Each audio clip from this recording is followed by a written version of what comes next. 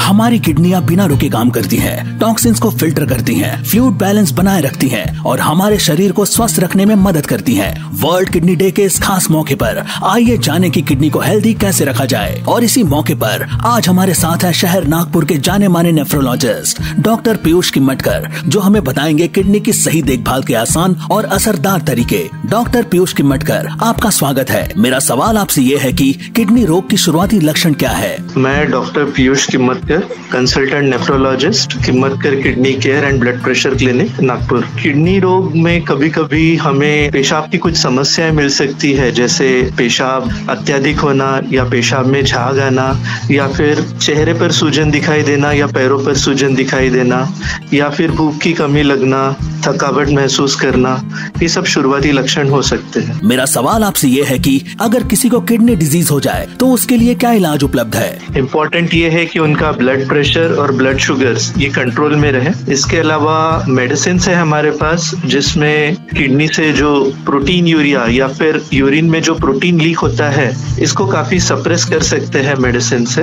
Additionally कुछ medicine है जो किडनी के अंदर जो सूजन है, जो इन्फ्लेमेशन है, उसे कम किया जा सकता है, जिसे इम्यूनोसप्रेसिव मेडिसिन भी कहा जाता है। मेरा सवाल आपसे ये है कि सबसे सामान्य किडनी समस्या कौन सी है? मैं doctor Piyush Kimmatkar, consultant nephrologist, Kimmatkar kidney care and blood pressure clinic, Nagpur. Kidney से प्रोटीन लीक होना ये सबसे सामान्य किडनी प्रॉब्लम होती है। यूजुअली डायबिटिक पेशेंट्स में जिनको लंबे समय से अनकंट्रोल्ड शुगर्स रहा है, उनमें यूजुअली देखा जाता है। हालांकि किडनी के अन्य बीमारियां भी है जिसमें ये कॉमनली ये लक्षण दिखाई दे सकता है। मेरा सवाल आपसे ये है कि नमक और प्रोटीन का किडनी हेल्थ पर क्या प्रभाव पड़ता है? अत्यधिक मात्रा में नमक या प्रोटीन जो है किडनी में कुछ चेंजेस ला सकते हैं, जिसको हम हाइपर फिल्ट्रेशन इंजुरी बोलते हैं। इससे किडनी के अंदर घिसाव पैदा होता है और जो किडनी को लंबे समय तक अगर ये प्रक्रिया बनी रहती है तो लंबे समय तक होने के बाद ये किडनी को डैमेज करना चालू कर सकता है। तो ज्यादा मात्रा में नमक या अत्यधिक मात्रा में प्रोटीन ये किडनी के लिए निगेटिवली इम्पैक्ट कर सकता है। मेरा सवाल आपसे ये है कि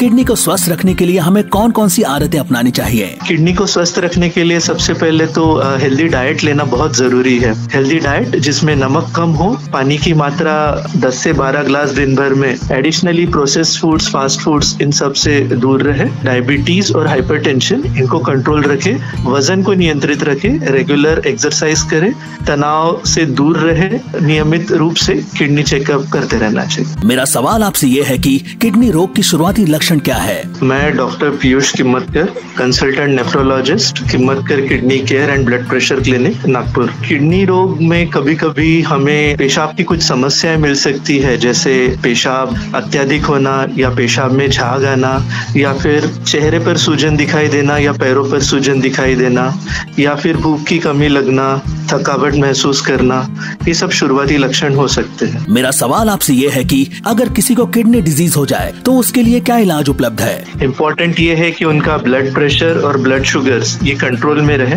इसके अलावा मेडिसिन है हमारे पास, जिसमें किडनी से जो प्रोटीन यूरिया या फिर यूरिन में जो प्रोटीन लीक होता है, इसको काफी सप्रेस कर सकते हैं मेडिसिन से।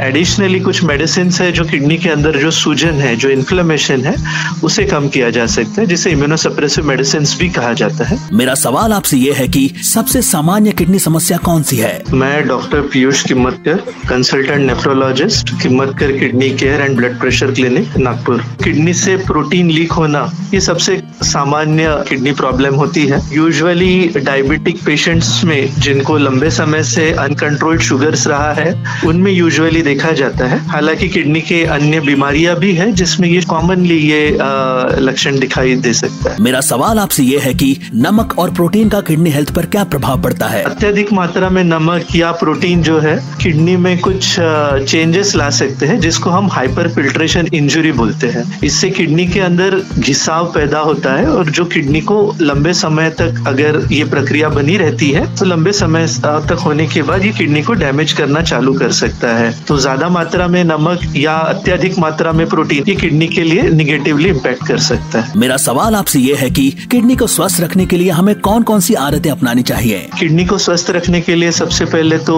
हेल्दी डाइट लेना बहुत जरूरी है। हेल्दी डाइट जिसमें नमक कम हो, पानी की मात्रा 10 से 12 ग्लास दिन भर में, additionally processed foods, fast foods, इन सब से से दूर रहे, डायबिटीज और हाइपरटेंशन इनको कंट्रोल रखे, वजन को नियंत्रित रखे, रेगुलर एक्सरसाइज करे, तनाव से दूर रहे, नियमित रूप से किडनी चेकअप करते रहना चाहिए। A public awareness initiative from the makers of Zeblong and Zeblong tea.